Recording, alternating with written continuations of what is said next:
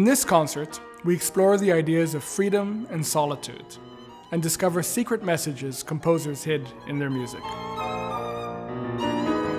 In September 1853, Robert and Clara Schumann were thrilled by a visit from a young, handsome composer by the name of Johannes Brahms, who was introduced to them by their mutual friend, the famed violinist Joseph Joachim.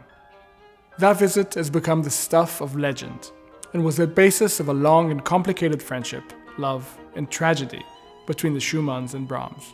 Joachim himself was to arrive a few weeks later, so during that visit, Robert Schumann and Brahms, together with another composer friend, Albert Dietrich, decided to write a violin sonata for Joachim, with each writing a movement or two, with the idea that Joachim would play it and have to guess which composer wrote which movement. The composers decided to base the piece on a musical motif FAE, derived from Joachim's personal motto at the time, while he was still a bachelor, Frei aber einsam, free but lonely.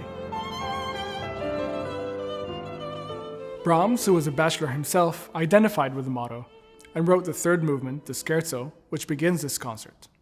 Listen for the notes FAE that appear most prominently in the middle section of the scherzo.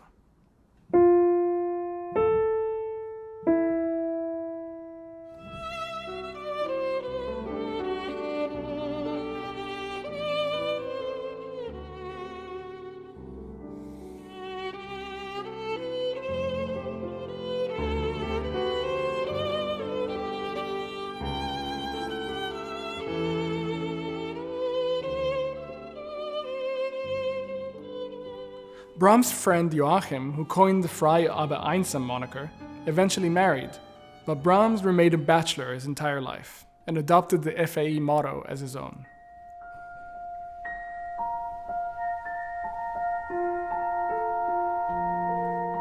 I think of Brahms as a kind of solitary figure.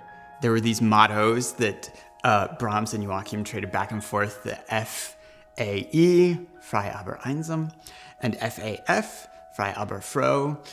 So they dealt with freedom and loneliness and freedom and happiness. And I was asking, what does it mean to be alone? What does it mean to be in a group? What does it mean to play by oneself? What does it mean to play with other people?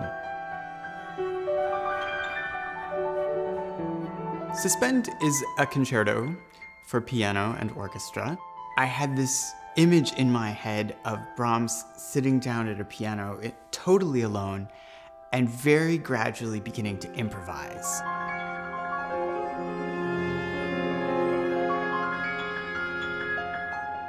At first, the sounds are existing only in his own mind and imagination, and gradually we in the audience are sort of let into this process of what it would sound like to watch a great pianist composer make something up.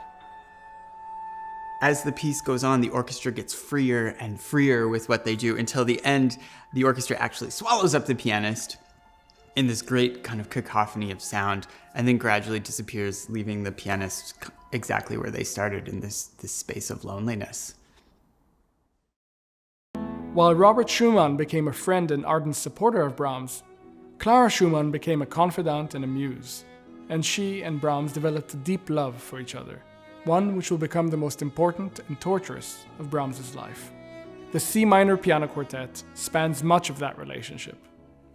When Brahms first sketched the piano quartet, he was in his 20s, but he shelved it and came back to it years later, after the attempted suicide and subsequent death of Robert Schumann. This work overflows with passionate outpourings of frustrated love and emotional turmoil. Brahms left no indication that Clara was the inspiration for it, but he suggested that the work be published with an illustration that would link it to Goethe's Sorrows of Young Werther, in which the title character commits suicide because of his love for the wife of a friend. Whether he felt lonely or happy, it seems Brahms was never quite free.